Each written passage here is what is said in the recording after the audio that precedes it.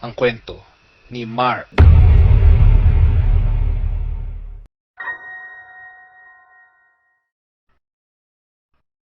Ang kwentong ito ay hango sa totoong buhay. Mula ito sa isa nating kabayan na itago na lang natin sa pangalang Felipe. Taong 1975, Western Cebu. Felipe, may mga naglalakad sa labas. Huwag kang maingay. Mahinang wika ni Eduardo sa pinsan na si Felipe. Nagising ito isang madaling araw na nag-iingay ang mga alagang kambing. Naririnig din ni Eduardo ang mga yabag ng paa. Pero ramdam niya na hindi normal na tao ang nasa labas. May kakaibang huni ang mga ito na para bang may pinag-uusapan. Bukod dito, napuno din ng alulong ng aso ang buong lugar na tila nagbababala. Kuya Eduardo, ano yung mga nasa labas? Bakit ganyan yung boses nila? Paano na yung mga kambing natin? Tugon ni Felipe. Nag-aalaga ang binata sa mga kambing dahil dito nila kinukuha ang kabuhayan sa pagbebenta ng mga gatas nito. Kaso, nakakapangilabot ang naririnig nila mula sa labas, kaya hindi man lang nila magawang sumilip. Maya-maya pa, may napadaan na dalawang magsasaka at napasigaw kung ano ang nasa bakuran nila Felipe. Aswang! Eduardo! May aswang sa bakuran nyo! Huwag kayong lalabas! Nako! Shano, takbo na! Wika ni Mang Asyong. Tila hinahabol ang mga matatanda. Labis ang takot ng magpinsan dahil sila ang naroon ng mga oras na yon. Malapit sa bayan ng totoong bahay ng magpinsan. Kaya nga lang, kailangan nilang ipastol ang mga kambing. Pero sa kasamaang palad, inabot sila ng ulan kaya pansamantala silang sumilong sa kubo sa isang malawak na damuhang nasasakop ng lupa ng lolo. Ang gilid nito ay daanan ng mga tao mula sa baryong nasa unahan pa ng pinagpapastulan. Kuya Eduardo, ano kayang nangyayari kina Mang Shano? Sana naman ligtas sila, no? Dapat talaga tinuloy na natin yung pagbaba natin kanina eh. Kamuntikan pa tayong malapa ng aswang dito. Wika ni Felipe. Ano ka ba? Baka kung tumuloy naman tayo sa pag-uwi, hindi man tayo nalapan ng mga aswang, pero namatay naman tayo sa lakas ng ulan. O kaya naman baka tamaan tayo ng kidlat. Tugon ni Eduardo. Nagpasya silang sumilong muna kasama ng mga alagang kambing dahil madalas tumama ang kidlat sa lugar sa tuwing umuulan. At kung mabalasing ka, siguradong matutusta ka ng kidlat.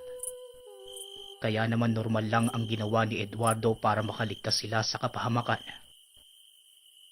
Yun nga lang, hindi nila inaasahang doon pala magagawi ang mga aswang. Tila naaakit sa amoy ng mga kambing. Kinabukasan, pinuntahan nila ang kalapit na baryo bago sila tumuloy sa bayan. Nais malaman ng dalawa kung ayos lang ba ang dalawang magsasaka na tumulong sa kanila kagabi. Subalit nang marating nila ang baryo, wala doon sila Mang Asyong at Shano.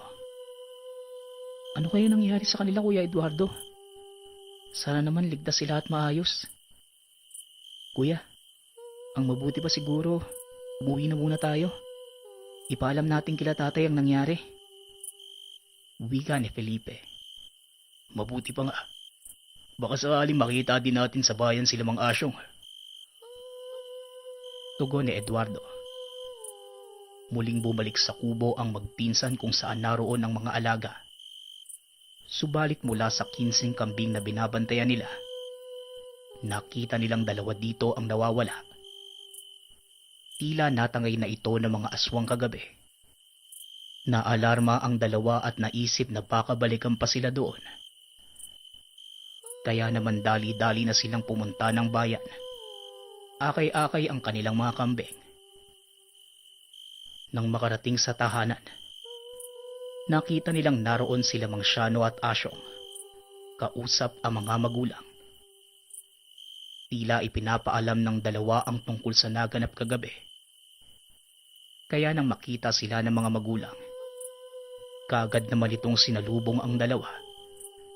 Nag-aalala ang mga ito kaya natuwa sila nang makita na ayos lang ang magpinsan. Mabuti na lang po dumaan sila Mang Asyong kagabi.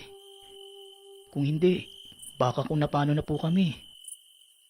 Buong akala namin napahamak na sila. Mabuti naman po maayos silang nakababa ng bayan. Pasasalamat ni Felipe. At kaagad namang nagpaalam si Mang Asyong at Shano. Itinali na muna nila ang mga kambing sa damuhan sa gilid ng kalsada. Nang sabihin nila sa mga magulang ang pagkawala ng dalawang kambing, tumugon naman ang mga ito na mas mabuti na ito ang tinangay ng mga aswang kesa naman silang magpinsan. Kinahapunan, muling dumaan si Eduardo sa tahanan ni Felipe. O ano nga atin at napasugod ka na naman dito sa bahay. Pero uunahan na kita. Ayoko muna pumunta sa pastulan. Hindi ko pa rin malimutan yung nangyari kagabi. Kamunti ka na tayo maging pagkain ng aswang. Wika ni Felipe. Ano ka ba? Huwag kang mag-alala. Hindi ako nandito para doon. Napadaan sa bahay namin si Abner. May salo-salo daw sa kanila bukas ng hapon eh. Niyayaya ako. Marami daw silang bisita at mga lulutuing putahe. Baka pwede tayong tumulong. Ano? Sasama ka ba? Sayang din kasi. Makakarami din tayo na may uuwi. Narinig kong magkakatay sila ng baka bukas eh. Tugon ni Eduardo. Napaisip naman ng binata. Hindi masama ang mungkahi ni Eduardo. Lalo pa kung magagawa nilang mag-uwi ng handa. Sakto yan Kuya Eduardo. Kung tutulong tayo sa pagluluto at paghahanda, madami tayo may tatabing karne para may uwi. Ano, dating gawi ba tayo? Tanong ni Felipe.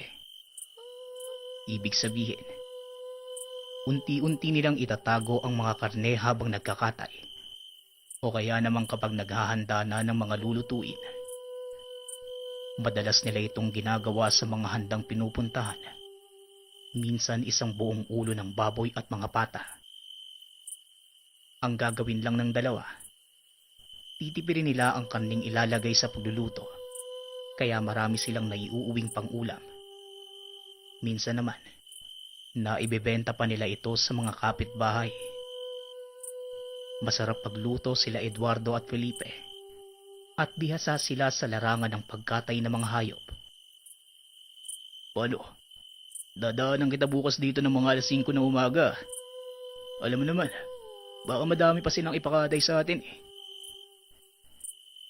Wika ni Eduardo. Papaalis na sana si Eduardo pero bigla namang dumating si Abner. Uy, mabuti naman at naabutan ko kayong magkasama. Ano? Nakapag-usap na ba kayo? Baka gusto niyong sumabay na sa akin ngayon? Parating na ngayong gabi yung mga tsuhing ko mula sa kabilang bayan. Ngayon na lang kayo pumunta para makainom tayo. Tsaka magkakatay na din mamayang madaling araw eh. Nagtataka naman ang magpinsan. Ang inaasahan bukas pa sila susunduin ni Abner.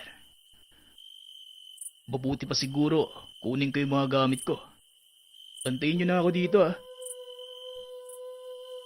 Paalam ni Eduardo. Ganon din si Felipe. Kaagad itong pumasok sa tahanan para ihanda ang mga gamit. Wala namang problema sa mga magulang na magpinsan dahil kilala ng mga ito si Abner. Ilang beses na itong pumupunta sa kanila para makipag-inuman. Kaso sa tagal ng magkaibigan, hindi naman nila alam kung saang baryo ito nakatira. Basta ang alam nila ayon kay Abner, mula lang siya sa kabilang baryo. Tara na nang makarami tayo ng inumin. Tsaka kami nang bahala sa pagkakatay at pag-aasikaso sa kusina niyo, Abner ha. Wika ni Felipe. Nais masigurado ng binata na maisagawa ang plano nilang magpinsan. Huwag kayong maglala. Maraming kaming karne. Puro sariwa pa. Hindi na nga makapaghintay yung mga kamag-anak ko na matikman eh. Tugon ni Abner.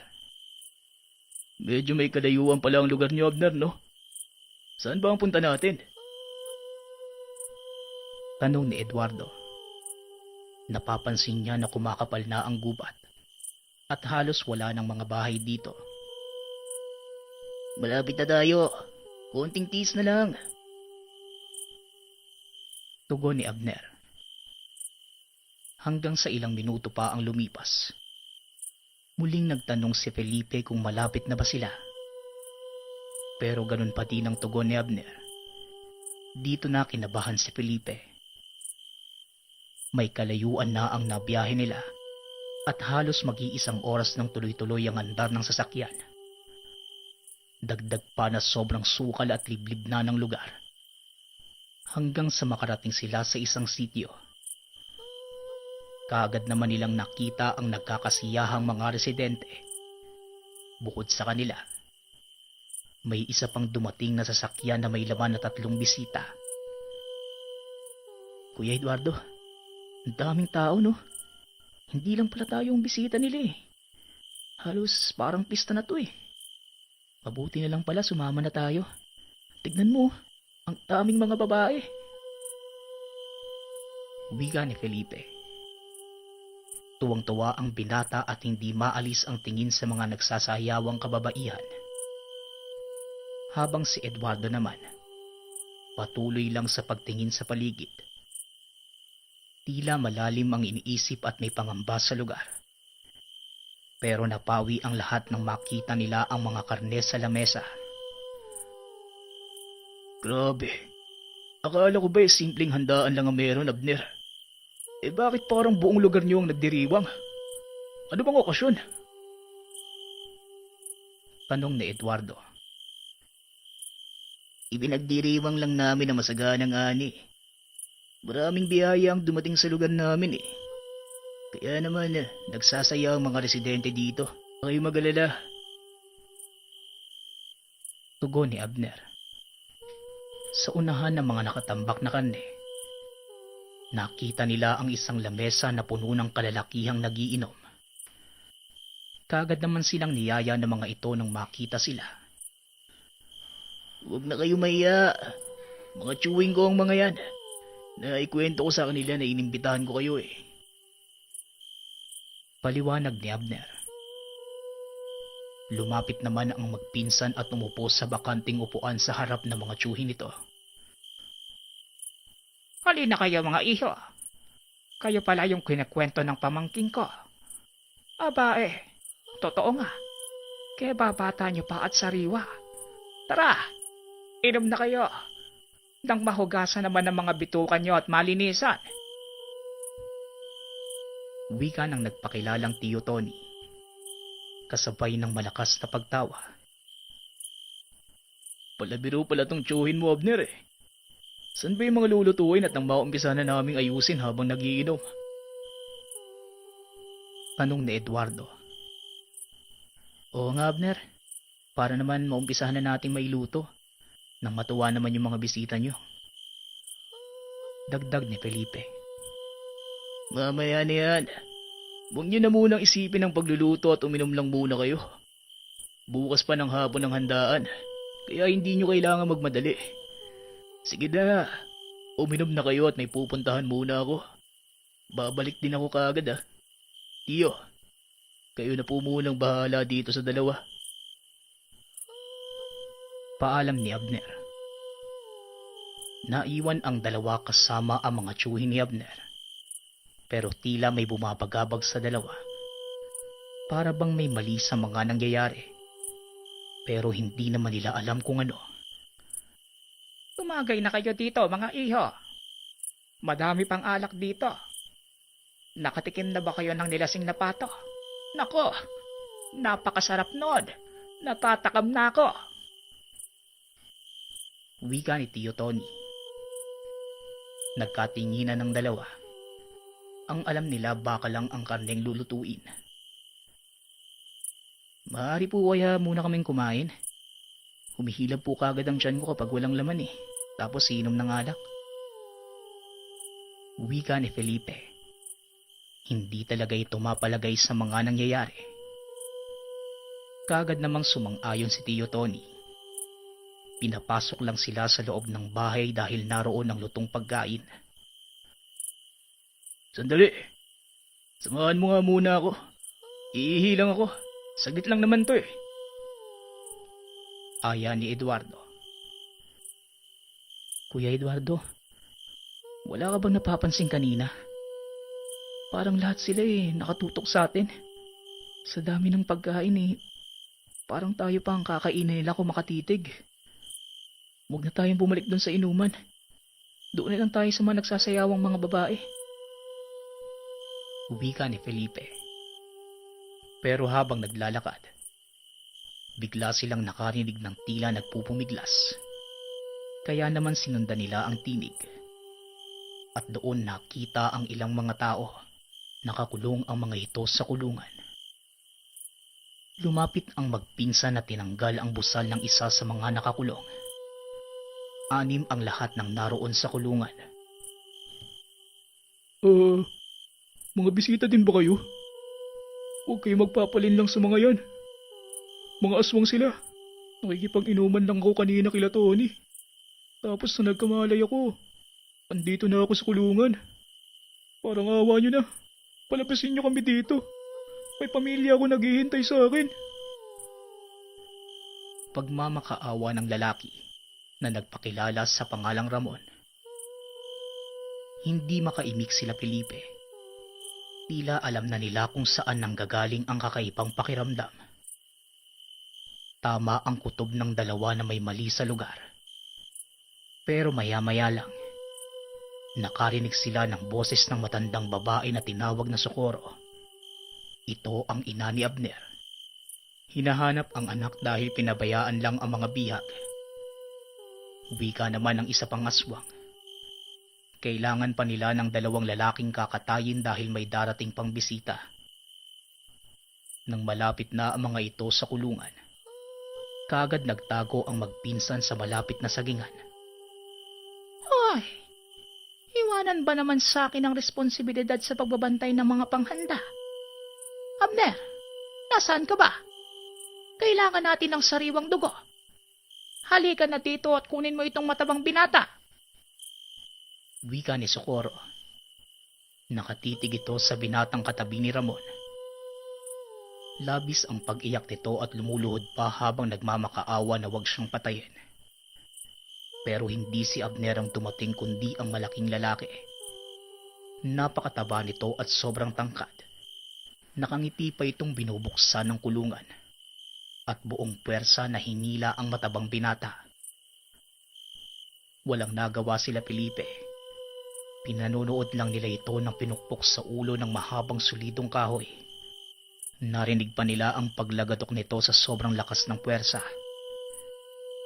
Maya-maya lang, umalis na si Socorro pati na din yung matabang aswang. Kuya Eduardo, umalis na tayo dito. Umamatay lang tayo kung magtatagal pa tayo dito eh. Aya ni Felipe. Oo, aalis tayo. Pero tulungan mo muna akong buksan yung kulungan. Hindi natin sila pwedeng iwan dito. Tsaka meron akong plano. Tugon ni Eduardo.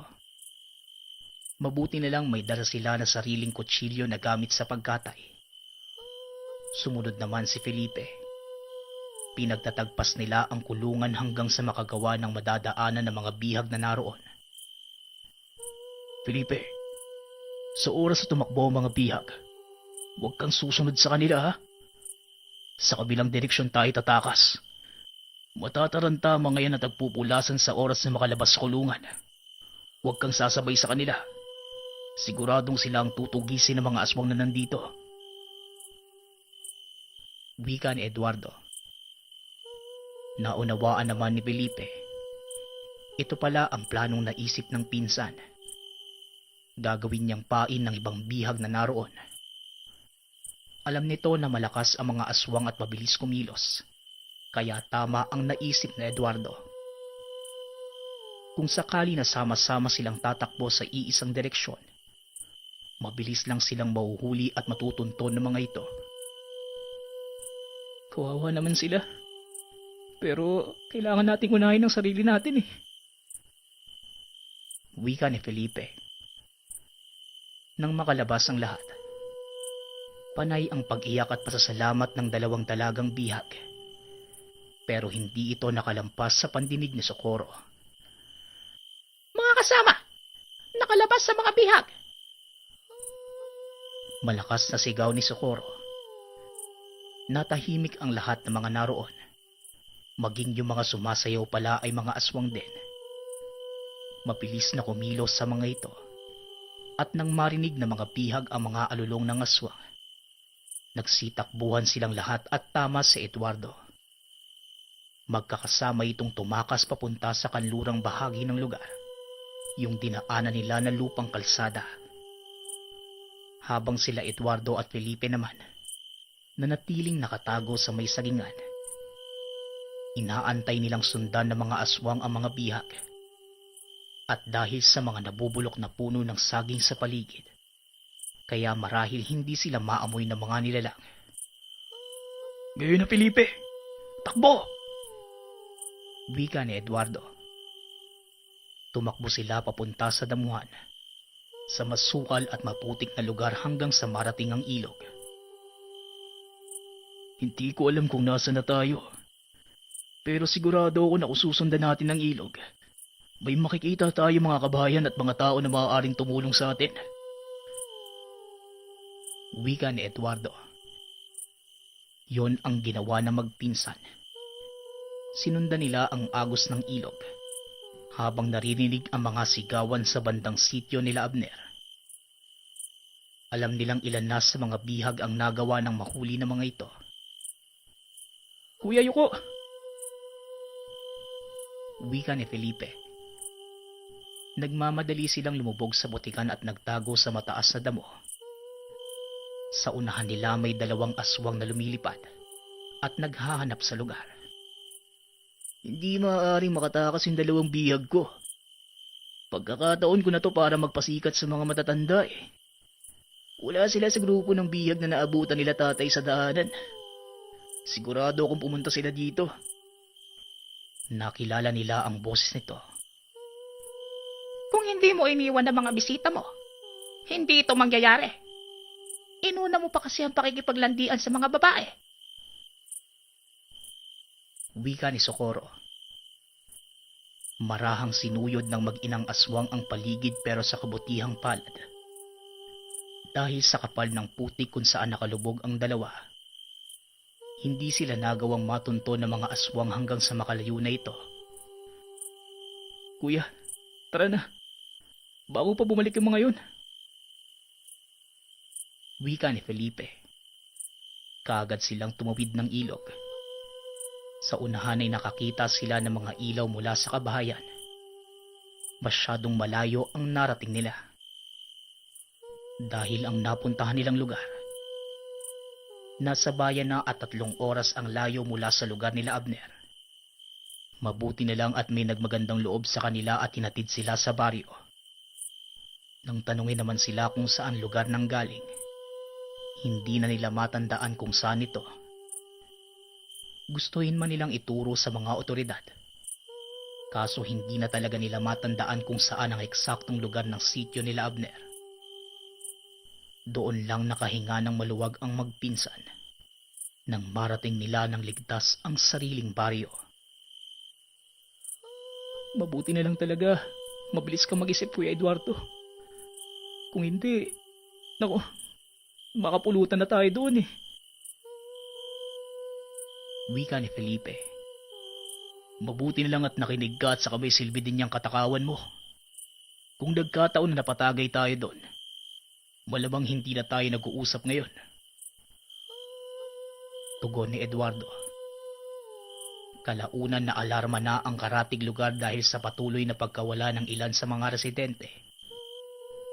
Tila hindi tumitigil ang lahi nila Abner sa pangunguha ng mga tao. Tungkol naman sa aswang sa pastulan ng kambing, kalaunan nabuko nila ang modus ng mga taga-taas na sitio. Walang aswang sa lugar. Ang magkaibigang asyong at syano ang nagnanakaw ng mga alagang hayop ng mga kabaryo. Nagpapanggap ang mga ito na aswang sa gabi. Nabuking sila na mapasyal si Felipe sa lugar nito at makitang naroon yung mga nawawala nilang kambing.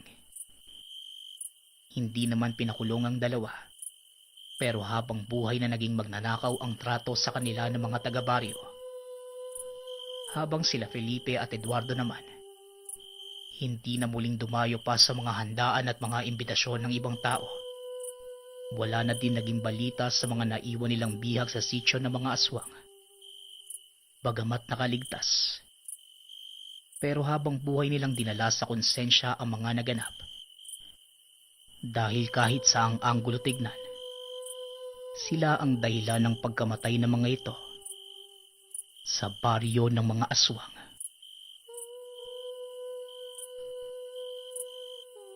Nang mga panahong ito, kakahupa pa lang ng kaguluhan sa pagitan ng mga rebelde at gobyerno sa bayan ng Isabela.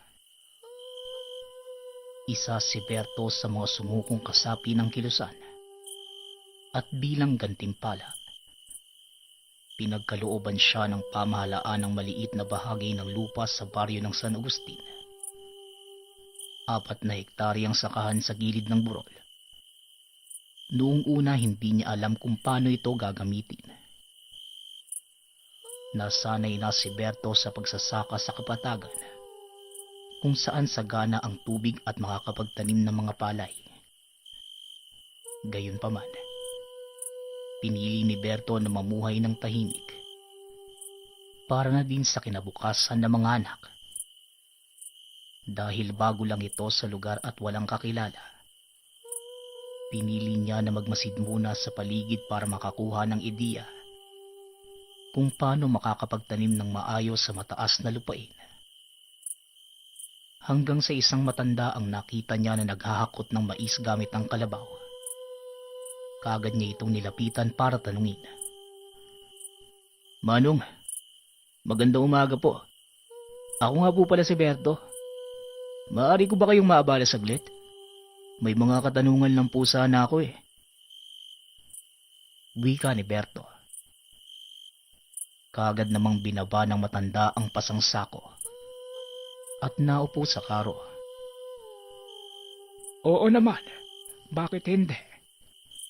Magpapahinga na din naman ako eh. Siya nga pala, ako si Delphine.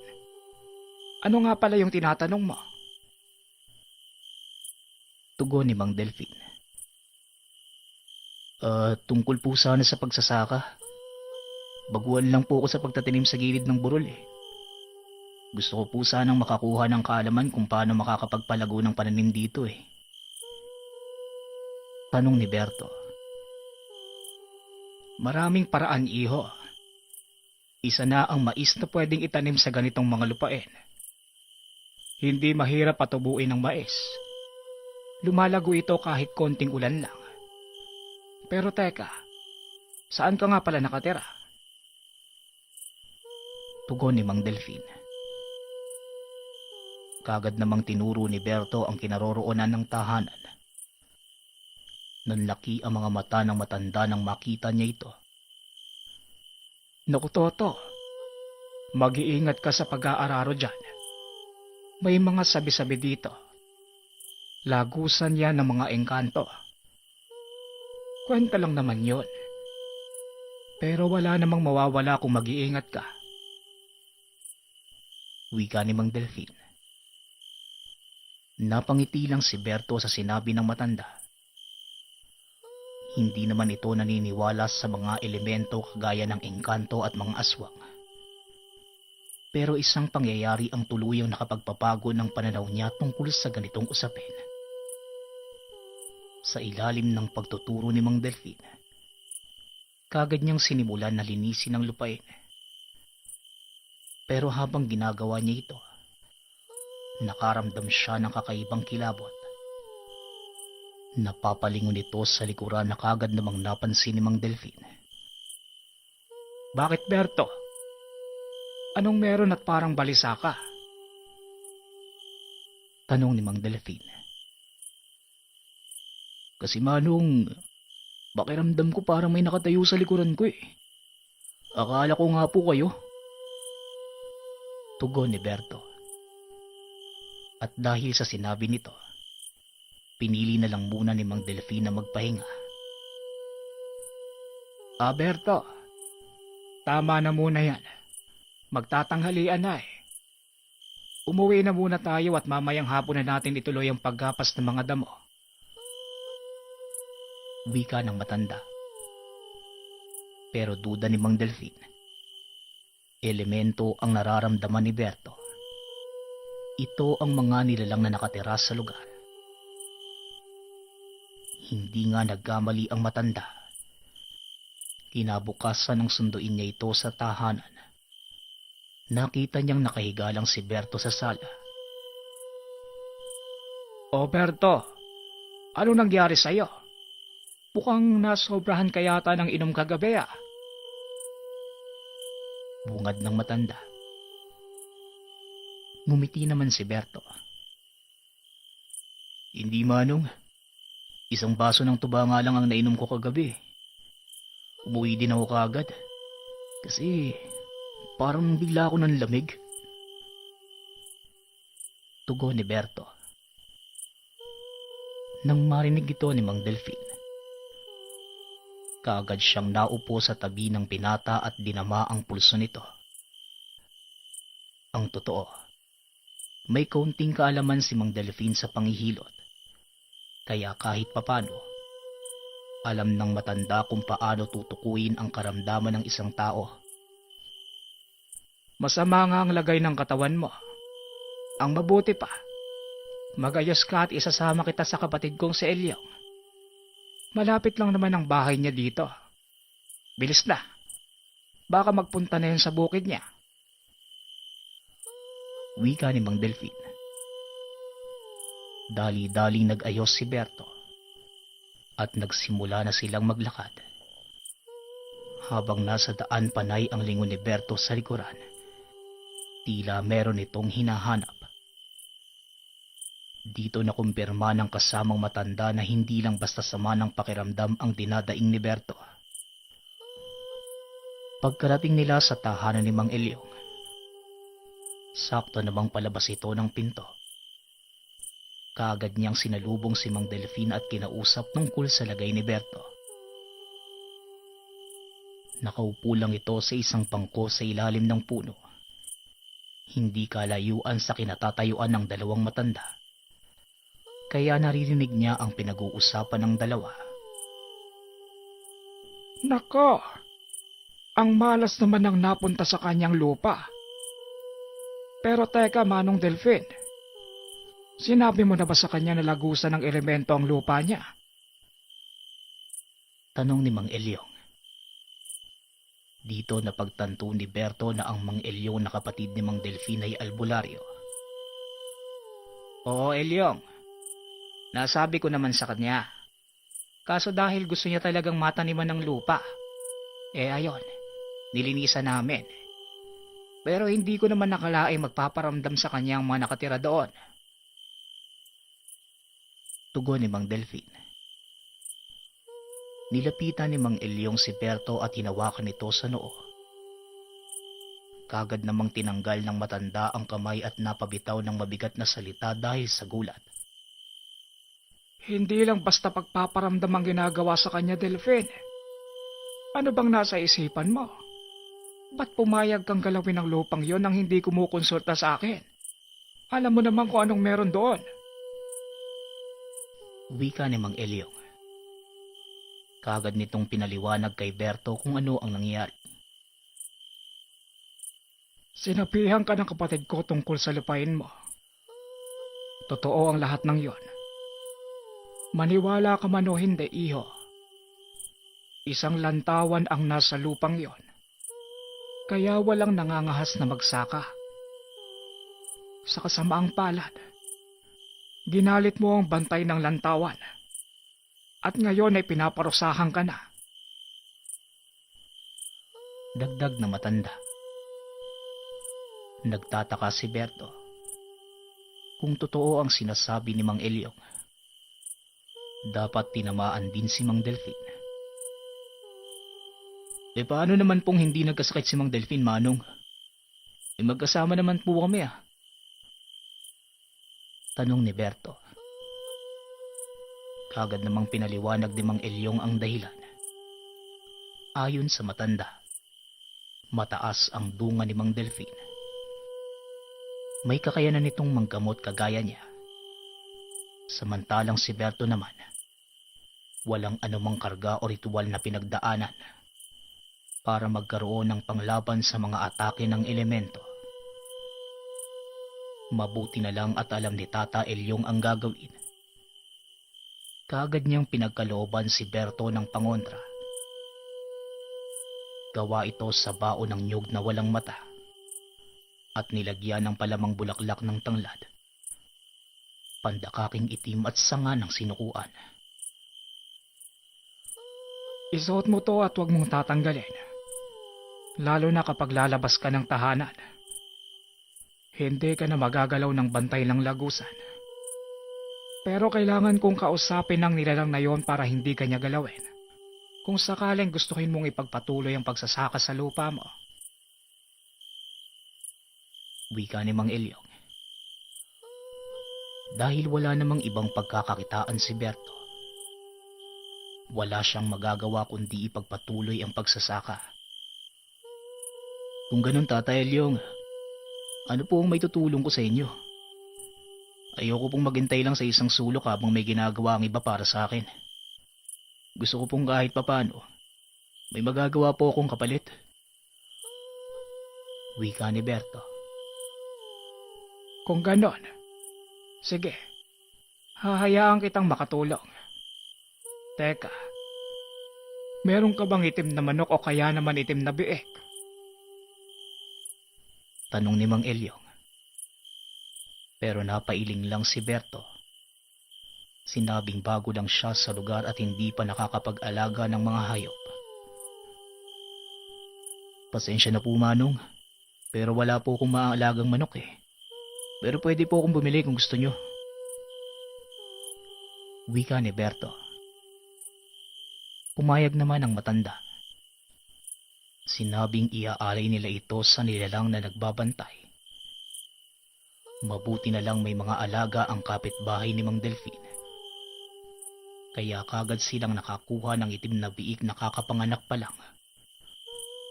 Ngayon ang gagawin mo. Kumuha ka ng pulang tali at dalhin mo sa akin. Matapos ay may ipapagawa ko sa iyo. Kailangan lang matatag ang kalooban mo. Dahil maaari mong makaharap ang mga nilalang na nagbabantay doon sa lantawan. Wika ni Mang Elyong. Saglit na umalis si Berto sa lugar. At nang makuha ang kailangan, kaagad itong bumalik sa matanda. Mahusay, Berto. Ngayon halika. Hilahin mo ang bag papunta doon sa lupain mo.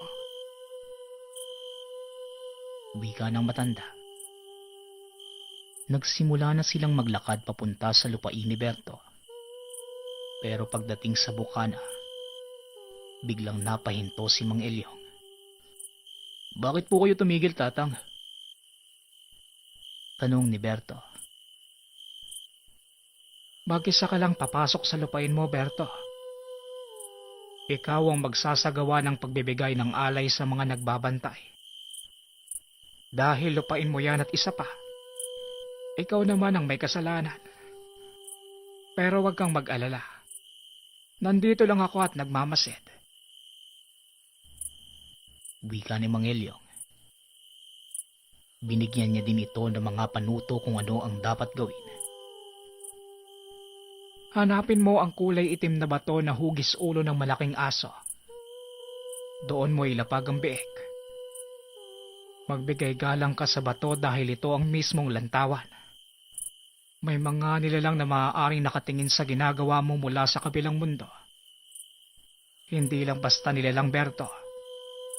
Paaaring mga maharlik ang engkanto pa ang nanonood sa ginagawa mo. Kaya umayos ka. Dagdag ni Mang Elyong. Matapos magsalita ang matanda, naglakad na si Berto. Medyo malapad ang lupain at papadilim na ng mga sandaling yon. Kaya nahirapan siya sa paghahanap at dagdag pa ang karga niyang biik. Pero habang naglalakad, bigla siyang natisod sa isang sanga ng puno.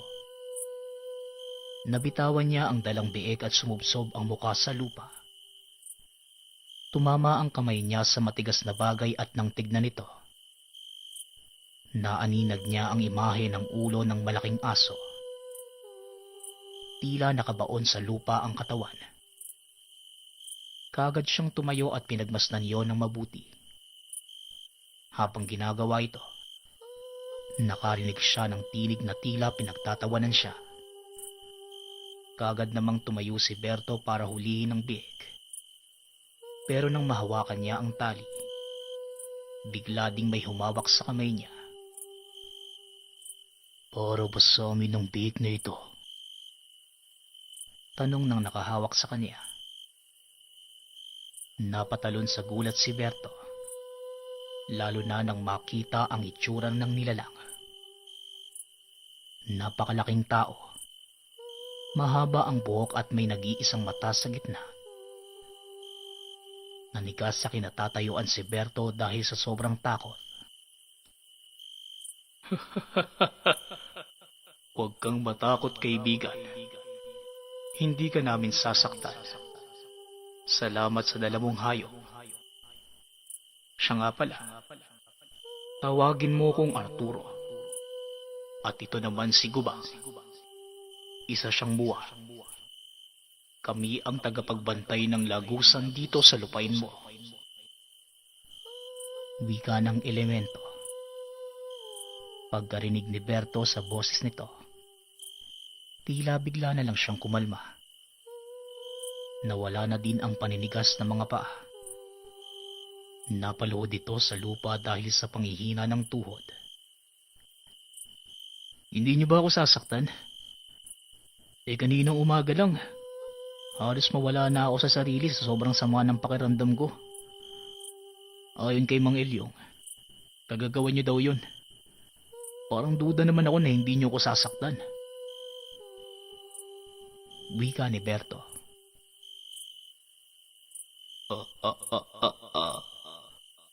Pasensya na, kaibigan.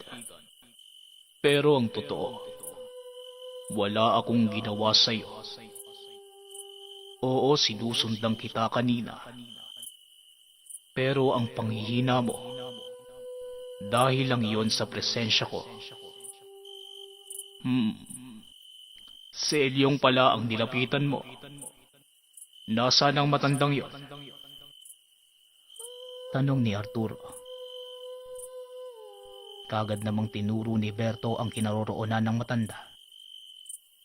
Nang lingunin niya ito, kumakaway pa si Mang Elyong kay Arturo. Walang ya. Magkakilala pala kayo ni Mang Elyong?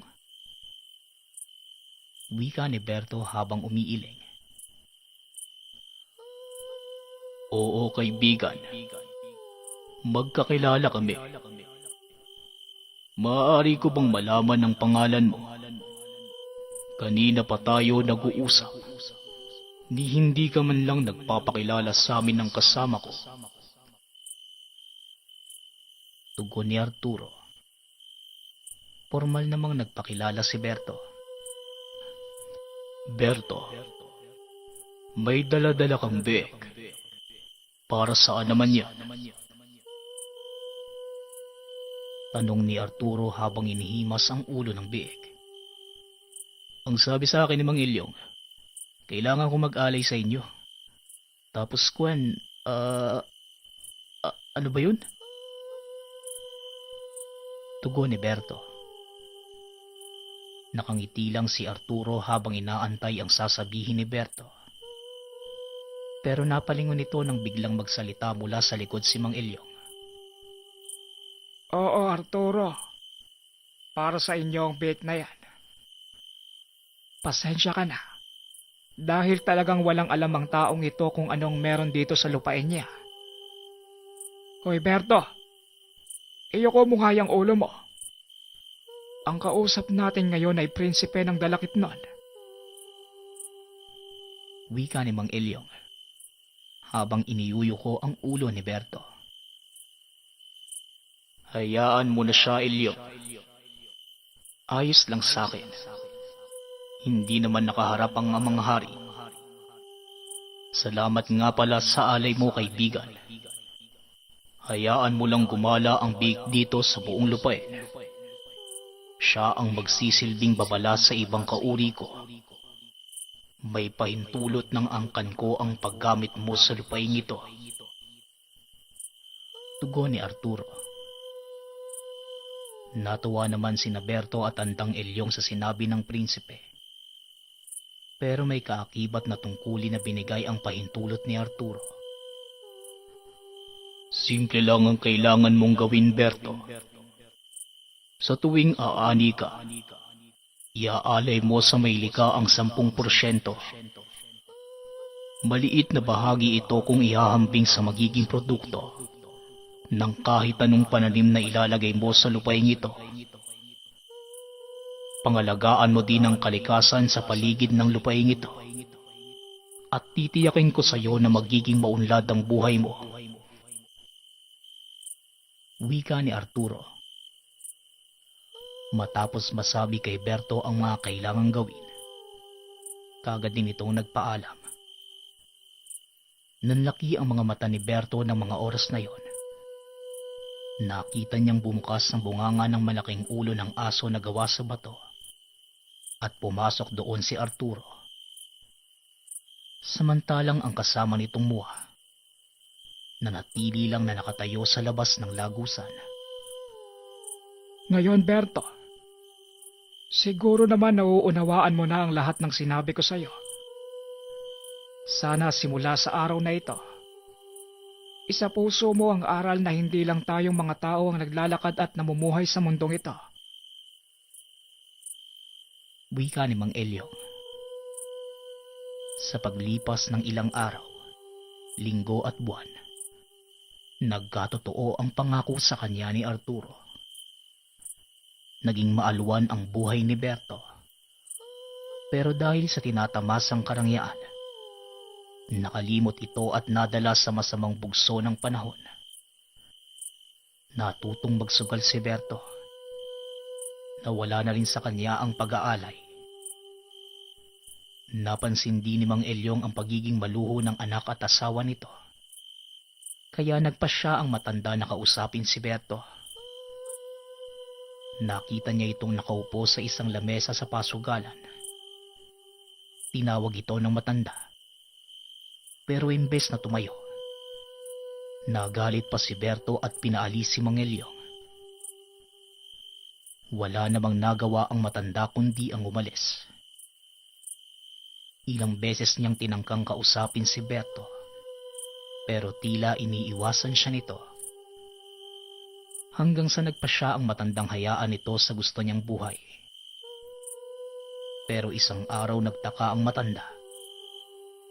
Hindi na niya ito nakita pa sa pasugalan. Naging masukal na din ang taniman nito. Kaya naman pinuntahan niya si Berto sa tahanan. Laking gulat niya nang makitang nakaratay sa higaan ng dalawang anak nito. Dali-dali niyang hinanap si Berto. Pero ayon sa asawa, mahigit 1 linggo na itong hindi umuuwi. Ang huling paalam sa akin ni Berto, dadayo siya ng sabong sa kabilang baryo. Pero simula ng gabing yun, hindi na po siya umuwi.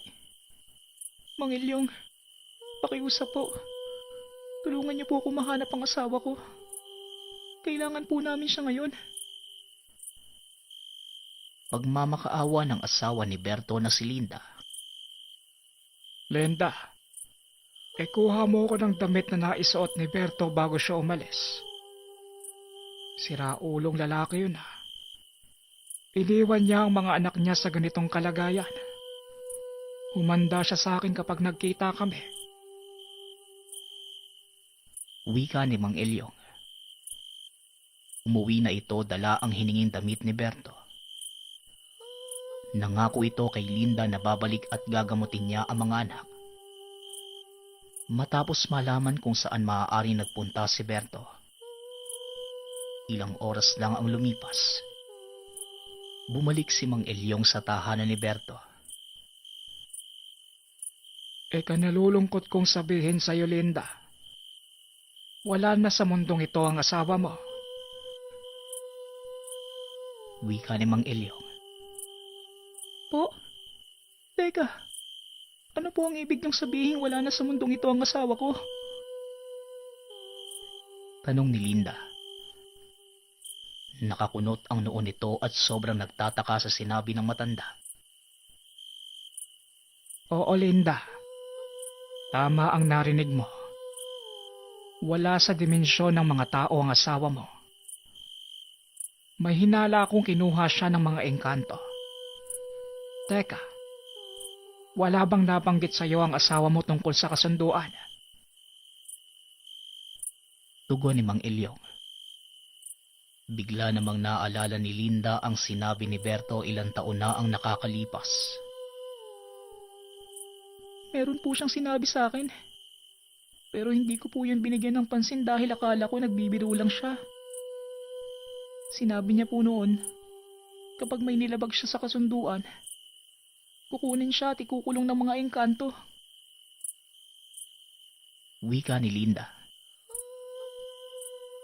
Sabihin mo sa akin, Linda, paliban sa pagsusugal, ano pa ang ginawa ng asawa mo? Muling tanong ng matanda. Napayuko naman si Linda at tumugon. Patawarin niyo po sana si Berto, Mang Elyong. Isinangla niya po ang lupa dahil sa dami ng utang sa pasugalan. Tugon ni Linda. Nanlaki ang mga mata ng matanda sa sinabi ni Linda. Kaya dali-dali itong umalis para pumunta sa lantawan. Dinaanan nito ang kapatid na si Mang Delfin para magpasama. Delfin, bilisan mo. Kailangan nating pumunta sa lantawan. May kalokohang ginawa si Berto. Isinangla ng damuho ang lupang kinaroroonan ng Lagusan dahil sa laki ng utang. Wika ni Mang Elyong. Gulat na gulat si Mang Delfin sa mga narinig. Kaagad din itong nag-ayos at sumama sa kapatid. Pagkarating sa lantawan, nakita nila ang bantay ng Lagusan. Mawalang galang na sa inyo. Maaari ba naming makaharap si Prinsipe Arturo? Bungad ni Mang Elyong. Tumugon naman ang isang bantay. Hindi nila ito makakausap dahil nasa gitna ng paglilitis ang prinsipe. Teka, anong paglilitis? At sino ang nasasakdal? Tanong ni Mang Delfin. Nanlaki ang mga mata nila nang sabihin ng bantay na si Berto. Inaakusahan ito ng pagdatraidor. Nakiusap si Mang Elyong na kung maaari, papasukin siya sa Lagusan para manood. Hindi naman nagdalawang isip ang mga bantay dahil kilala nila si Mang Elyong. Maaari kang pumasok, pero kailangan mong tanggalin sa katawan mo ang lahat ng pangontrang suot mo. Kalasin mo ang mga dasal na pangdepensa at saka ka namin papapasukin. Wika ng bantay.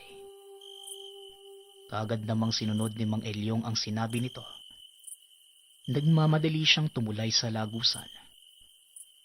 Bumungad sa kanya ang napakadaming engkanto at nasa gitna ng mga ito si Berto. Nakagapos ang mga kamay habang binabasahan ng hatol.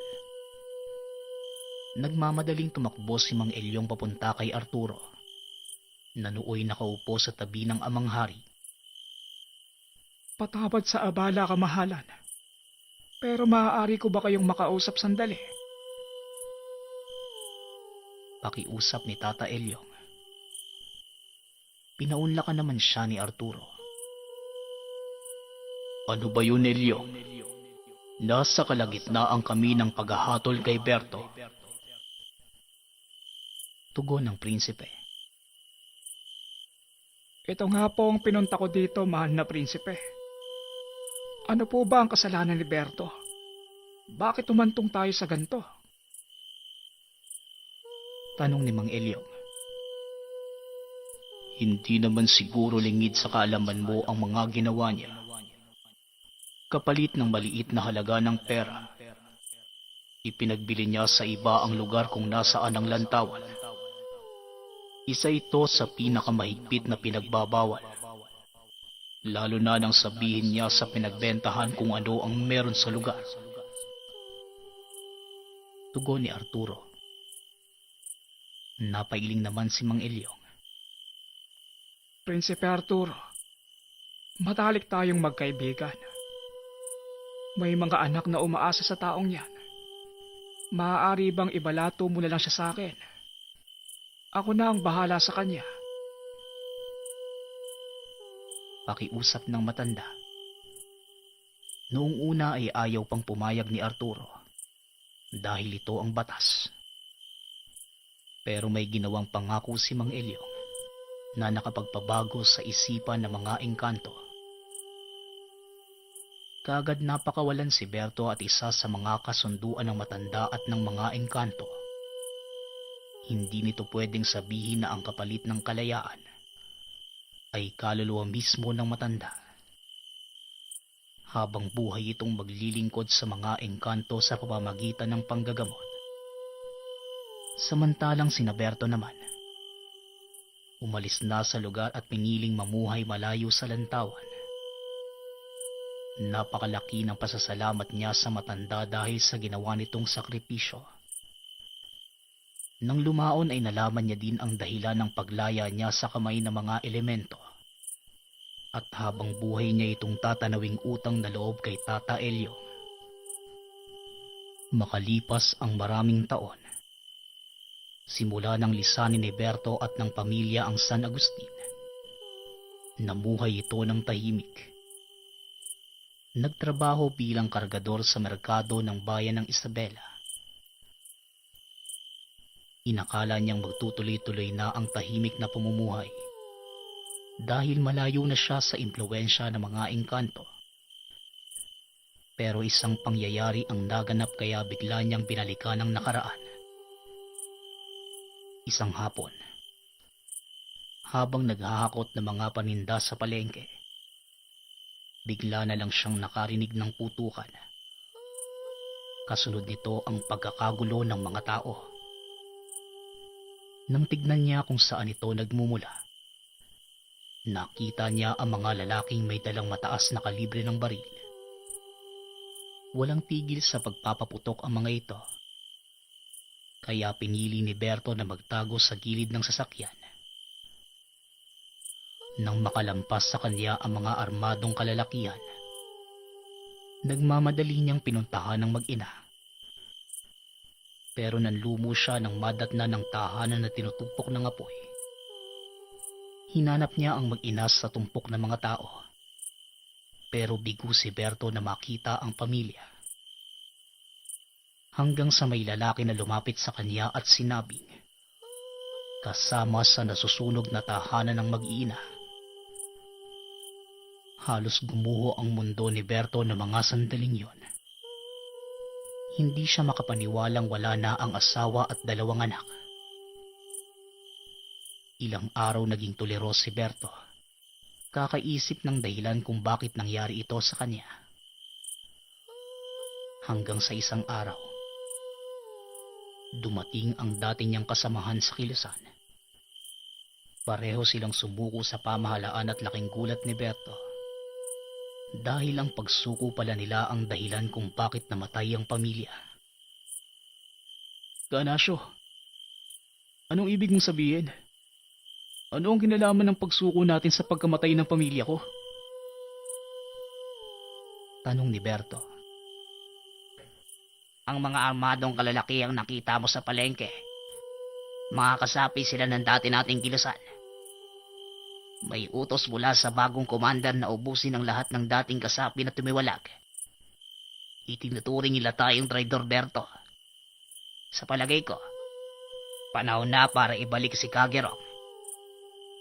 Tugon ng kasamahan na si Kanasyo. Ang totoo, noong aktibo pa sa kilusan si Berto, tinagurian nitong sentensyador. Kaya nitong pumatay ng tao ng walang pagdadalawang isip. Pero ginagawa lamang niya ito kung mapapatunayang nagkasala ang tao sa batas ng kilusan. Kinilala din siya sa alias na Kagirong. Hinango ito mula sa isang katutubong mandirigma. Kagaya ni Berto, isa din itong mamamatay tao noong kapanahunan niya. Nabuhay si Girong sa kabundukan ng Negros, partikular sa bayan ng Isabela. Alam mo naman matagal ko nang kinalimutan lahat yan, di ba? Ipinangako ko sa sarili ko, magbabago na ako, Nasyo. Ayoko nang balikan ang lahat ng nangyari sa nakaraan. Tugon ni Berto. Alam ko, pero tignan mo ang nangyari sa pamilya mo. Nasaan sila? Nakamtan mo ba ang hinahanap mong mapayapang pamumuhay sa kapatagan, Kagirong? Tandaan mo, parang anino na susunod sa iyo ang nakaraan mo. Kaya mas mabuti pang harapin mo na lang. Wika ni Kanasyo, sabay talikod kay Berto. Pero nag-iwan ito ng bag na may lamang armas. Eto yung mga gamit mo. Baka sakaling magbago pa ang isip mo. Nasa paligid mo lang ako kung kakailanganin mo ng kaibigan. Alam mo na ang gagawin.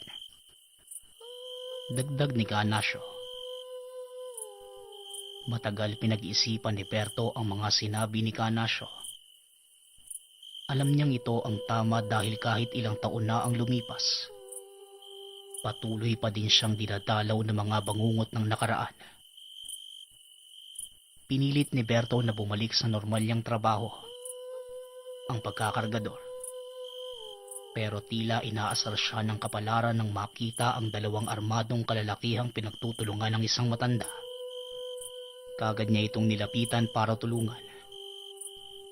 At nang makalapit ng laki ang mga mata ni Berto, dahil ang matandang pinagtutulungan ng mga rebelde, walang iba kundi si Mang Elyong. Tatalikod na sana siya at maglalakad palayo, pero bigla siyang nakarinig ng putok ng baril. Nanatili siya sa kinatatayuan hanggang sa tawagin siya ng isa sa mga kalalakihan.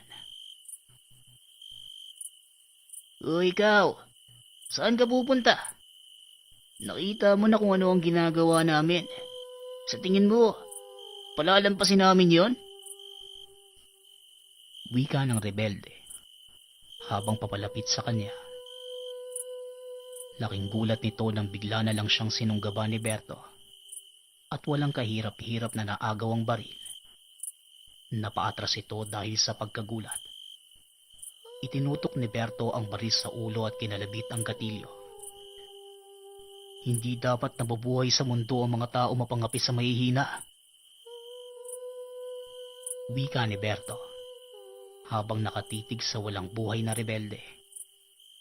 Kagad niyang nilapitan si Kaelyong na nooy nawalan ng malay dahil sa ginawang panggugulpi sa kanya ng dalawang rebelde. Dinala niya ito sa tinutuluyang kubo sa gitna ng kagubatan. Ginamot niya ang mga sugat at inalagaan hanggang sa tuluyang bumalik ang lakas na matanda.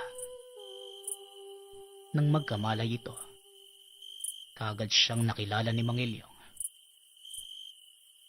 Aba, tingnan mo nga naman. Berto, ikaw na ba yan? Saan ka ba nagsususuot? Kamusta na ang pamilya mo? Sana kayo ngayon nakatira? Tanong ng matanda. Hindi makasagot si Berto. Muntik pa itong maluha na mabanggit ang katagang pamilya. Sandali lang, Mang Elyong.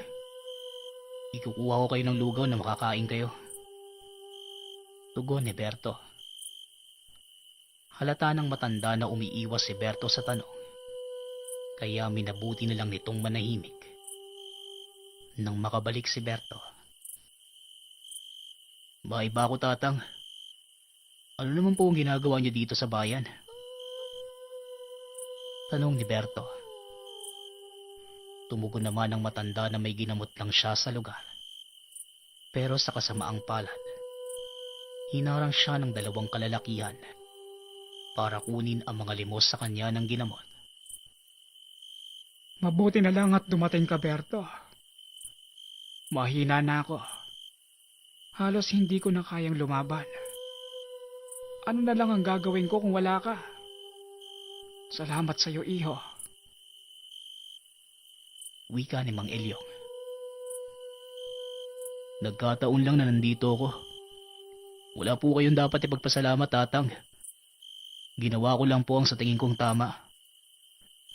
Tugon ni Berto, sabay abot sa pinagkainan ng matanda. Nagkataon. Sa palagay ko, hindi, Berto.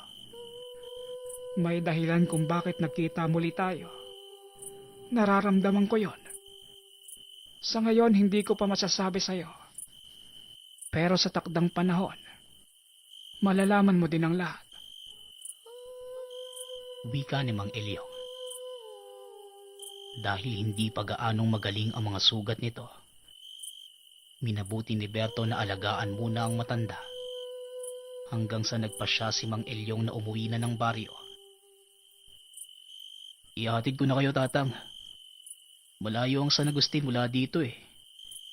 May kabayo naman po ko, kaya mas magiging madali ang biyahe natin pauwi sa inyo." Alok ni Berto. Kagad namang napangiti ang matanda. Lingid sa kaalaman ni Berto ang totoong pakay ni Mang Elyong. Muli nitong dadalhin si Berto pabalik sa San Agustin kung nasaan ang lantawan. Pagkarating sa lugar, kakaibang kapayapaan ang naramdaman ni Berto.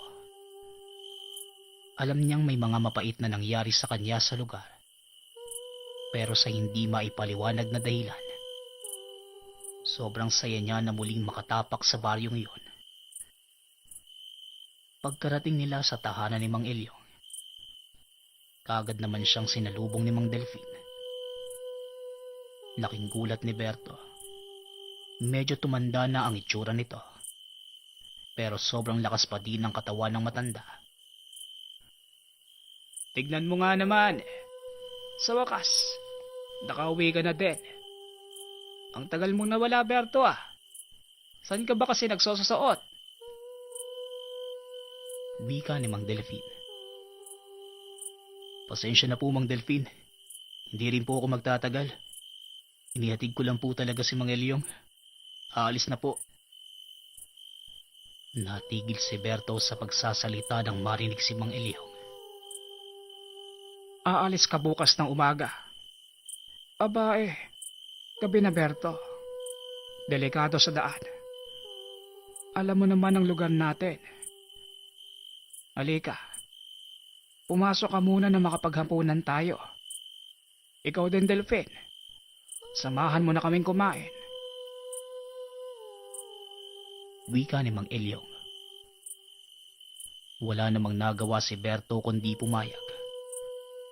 Matapos kumain, naupo si Berto sa bangko sa labas ng bakuran ni Mang Elyong. Unti-unting bumabalik sa kanya ang mga alaala noong unang dating sa lugar, maging ang pagkakaroon ng buhay na tahimik sa sariling lupain. Natigil naman ang pagbabalik tanaw niya nang maupo si Mang Elyong sa tabi niya. Yung lupang iniwan mo, sa'yo pa din naman nakapangalan yon, Berto. Pwedeng-pwede mong balikan yon. Sayang naman bumalik na ulit sa pagiging masukal ang lugar na yon. Wika ni Mang Elyong. Sumagi naman sa isip ni Berto na puntahan ang lupain. Pero nag-aalangan siya dahil alam niya na may nagawa siyang kasalanan sa mga elementong nakatira. Lingid sa kaalaman ni Berto, Tinubos ito ng matanda sa pagkakasanla sa tulong ni Arturo. Gusto ko nga po sanang puntahan pero nahihiya po ko sa ginawa kong pagsangla sa lupa. Pero teka Manong, ang sabi mo, sa akin pa din nakapangalan? Paano nangyari yun? Hindi ko naman yun natubos Tanong ni Berto. Nanlaki ang mga mata nito sa sinabi ng matanda. Sandali lang, Berto. Pa'y kukunin ako sa loob. Matagal ko din tong iningatan. Tamang-tama. Dahil sa wakas ay nakabalik ka na dito. Wika ni Mang Elyong. Nagmamadali pa itong pumasok ng tahanan. Pero paglabas nito, nagulat si Berto nang bigla na lang malaglag ang matanda. Nagmamadali niya itong nilapitan para itayo at dinala sa silid. Tatang, ano pong nangyayari sa inyo? Tanong ni Berto. Mukhang hindi ko na kayang ipakita sa iyo na malakas pa din ako, Berto. Sa tagal ng panahong nabuhay ako, sa wakas, nakaramdam din ng pagod ang katawang lupa ko. Eto, kunin mo. Yan ang titulo ng lupa mo. Bumalik ka sa dati mong tahanan, Berto. Mamuhay ka ng mapayapa. Alisin mo sa puso mo ang galit at huwag mo nang sisihin ang sarili mo sa nangyari. Naisulat na ito sa kasaysayan mo. Panahon na para markahan mo ang bagong pahina ng aklat ng buhay mo. Tugon ni Mang Elyong. Sa hindi malamang dahilan, nakaramdam ng kalungkutan si Berto. Hinawakan nito ang kamay ng matanda. Hindi ko po alam kung kakayanin ko, Tatang. Wala na po ang mag-ina ko. Pinatay sila ng mga dati kong kasamahan sa kilusan. Kasalanan ko lahat dahil ako ang hinahanap ng mga rebelde.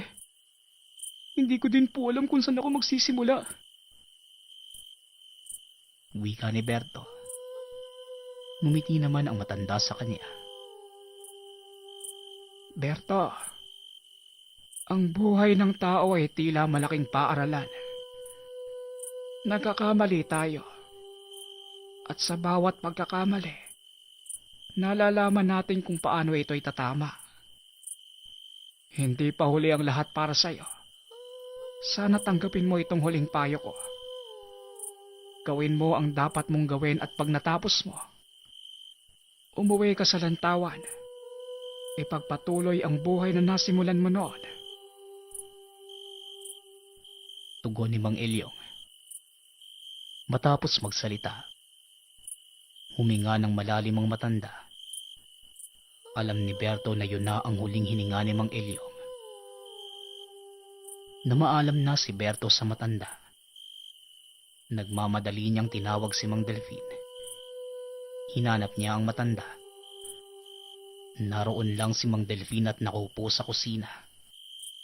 May kasama itong lalaki na pamilyar sa kanya. Arturo, mabuti andito ka. Namaalam na si Mang Elyong. Masaya akong makita ka pero alam kong hindi ito ang oras para doon. Kung gusto mo siyang makita, andoon lang siya sa kwarto niya. Wika ni Berto. Pero hindi makikitaan ng pag-aalala ang prinsipe. Nakatakda na itong mangyayari, Berto. Talagang inantay ni Elyong ang pagbabalik mo bago siya mamaalam. Hindi lang pagbibigay ng huling respeto ang pinunta ko dito. Alam kong may naiwang katungkulan ng kaibigan ko at kailangan ng taong tagasalo nito. Kaya tatanungin kita, kaibigan, handa ka bang maging kapalit ni Elyong? Tanong ni Arturo. Hindi kaagad nakatugon si Berto. Malaki ang kawalan niya ng tiwala sa sarili. Ayaw niyang maganap muli ang mga nangyari ilang taon na ang nakakalipas. Ayoko mangako, kaibigan. Natatakot akong baka mabigukulit kayo eh. Ayoko din pumasa ng isa pang responsibilidad na alam kong hindi ko kakayanin. Tugon ni Berto. Kagad namang tumayo si Arturo at tinawakan siya sa balikat. Sa isipan ng prinsipe ng mga engkanto, nakita niya ang mga pinagdaanan ni Berto, maging ang kinikimkim nitong galit sa mga taong pumatay sa pamilya. Naiintindihan kita, Berto. Alam ko kung gaano kabigat ang pinapasan mo. Gusto mong bigyan ng hustisya ang pagkamatay ng pamilya mo. Nais kong ipaalam sa iyo na narito ako. Handa akong tumulong para sa ikagagaan ng kalooban mo. Pero kaibigan, ipapaalala ko lang sa iyo, kailanman, ang paglalagay ng batas sa kamay mo ay hindi magandang gawain. Wika ni Arturo. Nang mga oras na yon, may nabuong plano si Berto. Kagad niya itong sinabi kay Arturo at Mang Delfin. Tama ka, kaibigan. Pero kailangan mabigyan ng hustisya ang pamilya ko. Pati na din ang iba pang namatay. Bala kong isuplong sila sa militar. Pero kailangan ko ng tulong mo. Kailangan kong mahanap ang kinaroroonan nila. Alam kong magagawa mo yung kaibigan. Wika ni Berto.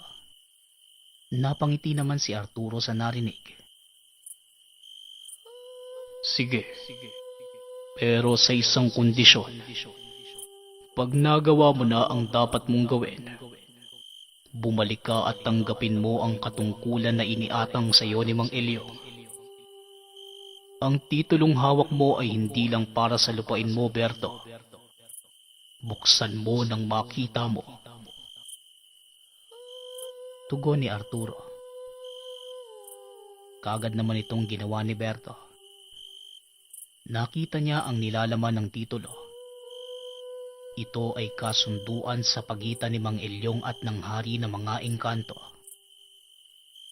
Nakasaad dito na habang buhay na pangangalagaan ni Mang Elyong ang lagusan at pagkakalooban siya ng mga engkanto ng kapangyarihang makapagpagaling ng anumang karamdaman ng kaluluwa. Dahil sa kagustuhan ni Berto na mabigyan ng katarungan ng pamilya, tinanggap niya ang alok ni Arturo. Kung gayon, maghanda ka at matapos mailibing ni Elyong, sisimulan na natin ang pagtugis sa mga pumatay sa pamilya mo. Wika ni Arturo. Matapos ang ilang araw, nailibing na ang matanda. Kasabay nito ang paggawad ng karapatan ng mga engkanto kay Berto na maglabas-pasok sa lagusan kung kailan ito gustuhin. Ngayon, kaibigan, handa ka na bang gawin ang huli mong misyon bilang tao? Tanong ni Arturo. Tumangulang si Berto bilang pagsang-ayon. Inilahad na ni Arturo ang kinaroroonan ng kuta ng mga rebelde. Pero bago ito puntahan ni Berto, kinausap niya muna ang pamunuan ng mga militar na nakabase sa bayan ng Isabela. Sinabi nito ang lahat ng impormasyong nalaman mula sa kaibigang engkanto. Kagad naman silang nagsagawa ng plano at pagsalakay ng mga sundalo.